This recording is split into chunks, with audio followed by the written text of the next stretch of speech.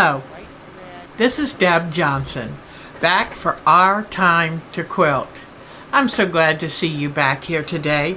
There are a lot of fun things to cover. First, I got my multi-tray cart from Ikea. I am so excited.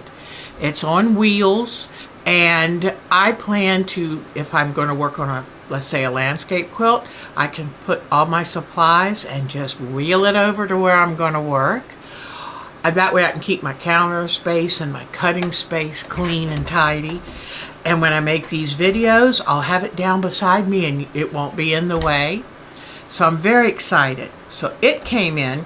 Now I went to Ikea for my 3-tray cart because they were larger than the ones like at Target. Target has some really pretty colors, but I wanted the biggest one I could get. And so unfortunately, they only came in 3 colors from Ikea, and it was beige, not my favorite color, and brick red and black. So I got the beige, and I sent Mark to Walmart and said, can you find me a good quality can of spray paint that matches the studio walls? And guess what? He did. He nailed it. I mean, it's amazing. Wait till you see it. So this time on this show, I will be showing you how Mark put it together except for the wheels. I took it out and painted it, and now I love it. It's perfect. So I'll be showing you that. And remember, this three-tray cart was only $24.99, I believe. Good deal. In fact, Mark, with all his electronics, I said, hey, you know, they've got one in black. You might need one of these. And he got one. He's very pleased with it. They're very sturdy. So the other thing we're going to be doing is I'm going to be showing you my finishing touches on making my quilt top for my latest teaching idea. And that is, it was called Snowflake by the designer, but I think I'm going to rename it Prairie Blossoms after the jelly roll that I got to make it. And it reminds me of a log cabin, so I think it's going to be Prairie Blossoms Log Cabin Modern. So I'll be showing you the finishing touches of putting that together. And then the exciting part is I'm going to actually show you how I load it on my long arm quilt frame and show you a few tips about the quilting of it. And then it probably won't be on this one. I'll probably have to have a part 2. I'm going to show you, okay, what happens when you're done quilting. And I'm even going to try to sew the binding on while it's on the frame. I haven't done that yet, but I've seen other people do it on their videos, and boy, would that make things easier. And then that way, when you take it off the frame, you can have it trimmed. You're ready to go. Sit in your recliner, sit back, and stitch the binding down. So that should be exciting.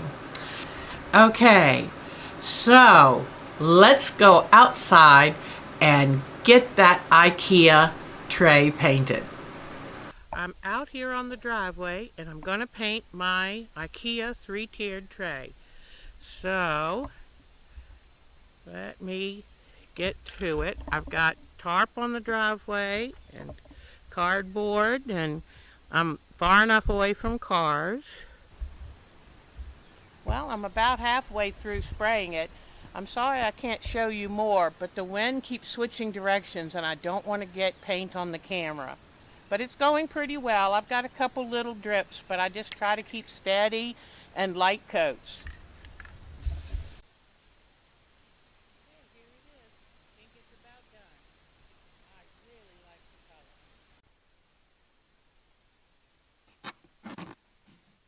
I could have used one more can of paint.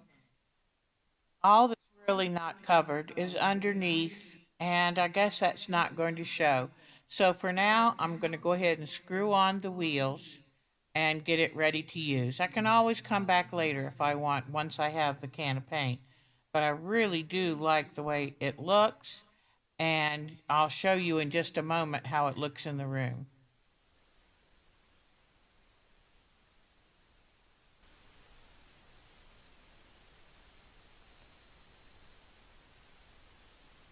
I think it's just beautiful. I couldn't be more happy with it.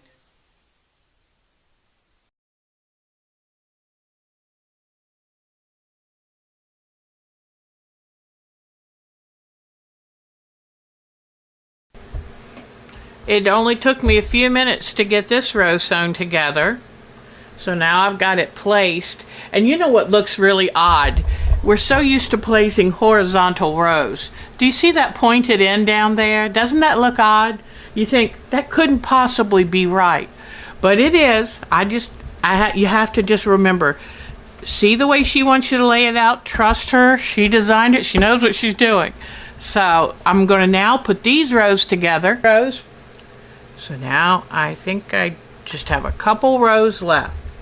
So let me lay out and I'll show you how I've done that in just a moment.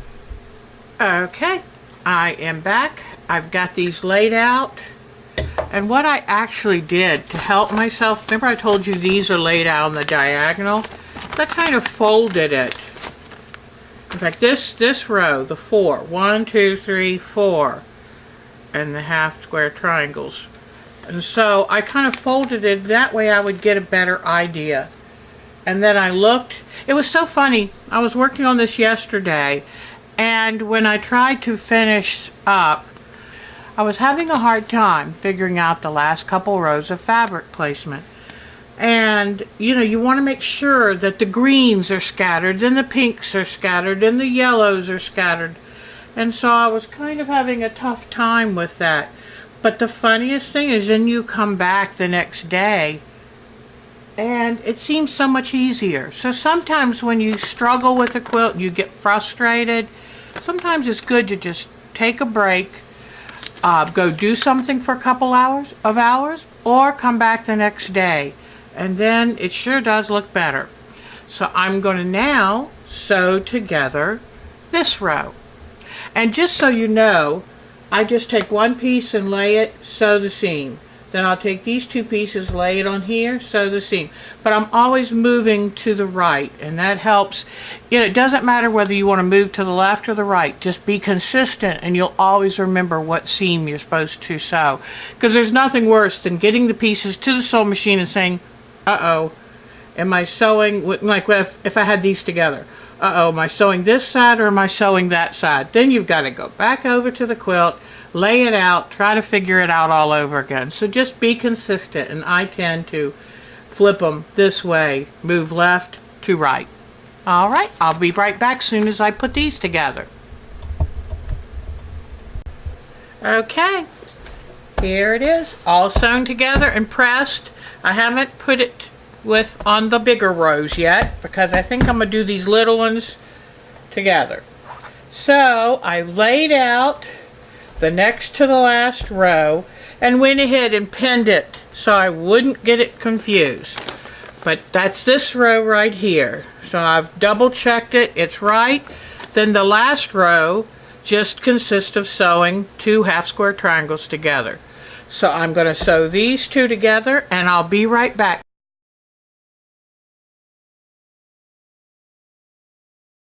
It reminded me of watching Angela Walters' videos, and she does the Midnight Quilt Show and Quilting is My Therapy.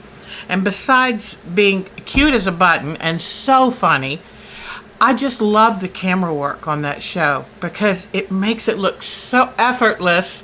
And yes, it's not hard, but it's just so pretty the way she fans them out at the end, and she just grabs a couple pieces and then comes and lays this big piece out, and it's just absolute eye candy. But anyway, I just thought I'd add that. Check out Angela Walters on Midnight Quilt Show and Quilting is My Therapy. All right, I'll sew these last two rows and I'll be right back. All right, I am putting the next to the last row and the last row together. And all I have to worry about, I don't have to worry about where these seams fall. I do not have to worry. I just have to worry where this seam falls. So I'll fold it over and I'll pin it very carefully so the seams are right there together. And since it's white on white, it really won't show that much, but I still want to do my best work. And one thing I was going to mention, when I was sewing this together, as you can see, the fabric, since this is a point, you don't have a lot to hold on to, and it kind of wanted to slide out of the way. And that's when use something to help your fingers if you have to. A bamboo stick is my preference, because if the needle hits it, it won't damage your machine as easily. So let's make sure you can see me sew. Alright, so I'm sewing down here. What I find when you don't have that much fabric left, it tends to want to just pull out, and then it would make your seam allowance too short because you don't have much to hold on to. So that's where I would say get yourself a bamboo skewer. But if you watch now, I'll hold the tip with my right finger and then use this bamboo to make sure that I stay straight off the end, because I press down and it works very well. Alright, and then now I pin this together, so I'm not going to worry so much where this ends. Put it under. Oh, and you notice I have my lights on. I do love these lights, and I'll just tell you, just look online, but you have to find them, because like I said, if it somehow doesn't work out for you and you're not happy, then I don't want to be in trouble. But I do love these lights. They really help. I'm going to stitch this together and then put the last half of my quilt together, and I'll be right back. There's one more thing I wanted to show you while I'm here. Let me turn off these extra bright lights. I noticed that I've got a little more fabric in this block on the back than I do on the top. And I don't want it to gather a pleat or a pucker. So what I wanted to tell you is always have the excess fabric on the bottom towards the feed dogs. And then if you have a good amount, I mean, you can see that that's more fabric. Make sure that edges are relatively even, but hold your fabric up. See how I've got it up a little? And feed it in gently and along the line. But if you hold it up, it'll help ease that excess fabric on the bottom in, and you won't have any problems with puckering. Alright. If you're ready, I have the quilt put together, and I'll get ready and show you that, and I hope you like it. I think it came out very nice. Okay, we're about ready to take that new quilt to my frame room, and I'll show you how I load it and get started quilting.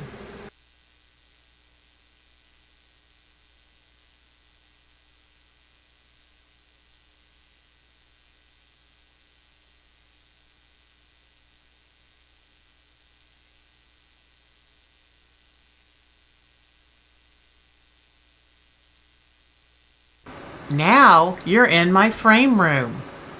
This is my upstairs frame room. It was a bedroom we never used, and I painted it kind of like an undersea kind of theme, and I do love it. And this is where I do my long arm frame quilting. So let's get started. I'll show you a little bit about it. And here is my frame room. It was a little unused bedroom upstairs. Here's where I keep bits and bobs for my art quilts. Here's a cute little quilt that I made from the Sulky site. It's hard to find the pattern now, and I think it's in Danish, so good luck with that, but I just love that little pattern. This is my closet where I keep all my battings and different things. Here's a beautiful row robin that the group that I used to belong to made, and I love what they did with my initial block. Alright, and here is an elliptical trainer that makes a wonderful quilt wrap, and they're in line waiting to be quilted. So here's my desk, my little ironing board. I keep a machine here because I have to do the bindings and the backings with it. And my threads, just part of them. I have some hanging up and some in drawers. And here is my frame, which I love dearly. And I am able to sit and roll my chair back and forth while I quilt, which is really good for my back. And then to come on around, I have my audio books and tape player, CD player. I have a dresser that keeps lots of patterns and rulers and different things. And then I'm back to my door. So, let me show you. In fact, I'll show you out front of the house. I hope the lamp's not going to diminish, but my double file viburnum's in bloom, and it sure is pretty.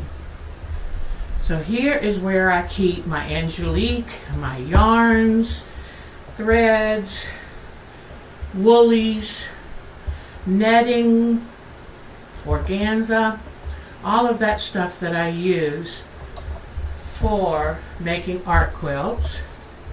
And then I have threads and different supplies down in here, and threads and more. And here is my rooster quilt, which I am really fond of. I have to move Nemo. Pardon me, Nemo. But there it is. And I have to say, no roosters were harmed in the making of this quilt. I just gathered up his feathers when he was molting. He was an amazing bird. But he got a little mean, so he went to the great stock pot in the sky. All right, and here is the Prairie Blossom quilt that I have been working on. All right, I think this is it for now. I'll see you in a bit. Yes, I am upstairs in my frame room, and this is a room that was just used for storage, and I said, I could really use that space. So I love this stage of life. I don't have a house filled with children right now, so I just take that space and I use it. Let me tell you a little bit about my frame and machine.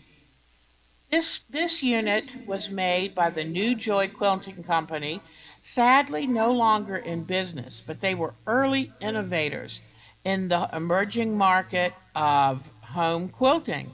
And it was meant to be an affordable entry system for a quilter. The Magic Frame is very sturdy, very well made, very easy to use, and I can sit at my chair and roll back and forth while I quilt.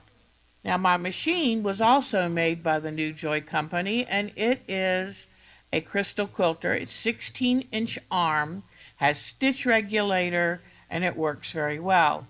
And I was lucky to get this whole system for only $1,800 because the former owner was having a terrible problem getting the tension to work properly, and I was lucky enough to realize that the tension knob had been assembled wrong. So it's been a wonderful, wonderful way for me to work on getting my quilts done. And I truly enjoy the whole machine quilting process.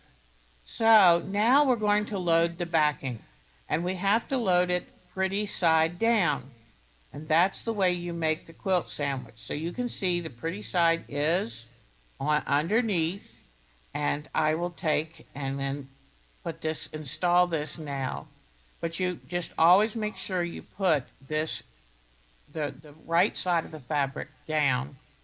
So now I take, I'm using backing fabric that I got from Connecting Threads. It was a very good price, and it's also 108 inches wide, which means it is very easy to work with since you don't have to piece together sections. So now this is my tacking gun. Some people use corsage pins or zipper leaders to attach their quilt, but I love my tack gun. I end up buying them off eBay. A lot of people buy them and never end up using them, and it's a good, cheap way to get the guns and the tacks.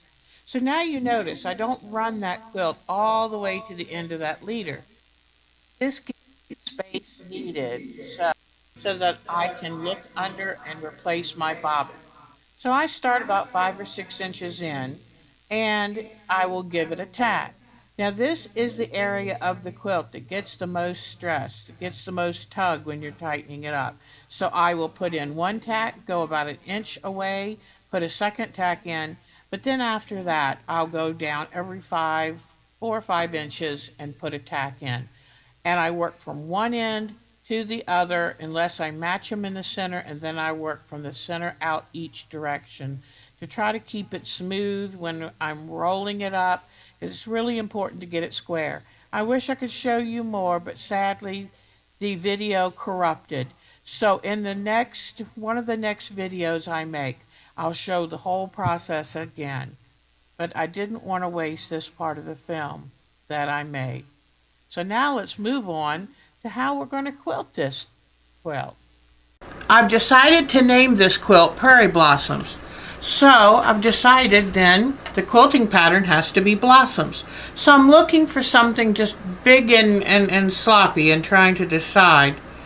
I'm trying to decide between a prairie blossom like this with great big rounded petals, maybe coming off and doing a big round leaf, maybe a couple circles, and maybe another leaf, but I'm not sure. But some kind of balloony flower.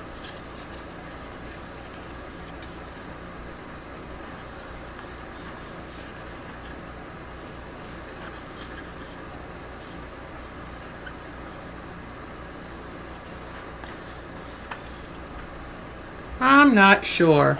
So anyway, I'm going to play around with this until I come up with a design I like and practice it enough to where I have then muscle memory. So I'll get busy practicing and I'll show you what I come up with. Alright, I think I've kind of worked it out. I found an inspiration from a magazine article, and it just showed these big simple flowers, and I really like that. So I think I'll do something like come in, go around, and do big petals, big simple petals. And then I think I might come out, do a leaf, come out, do another flower. And I'm going to make these flowers different sizes. Come out, do a leaf, then come do another flower. And just kind of with a loose, large, simple pattern, I can come out with another leaf, then come over here and do another flower. And then I'm thinking with the spaces that I have empty, I might come back and just do a little bubble. I don't know.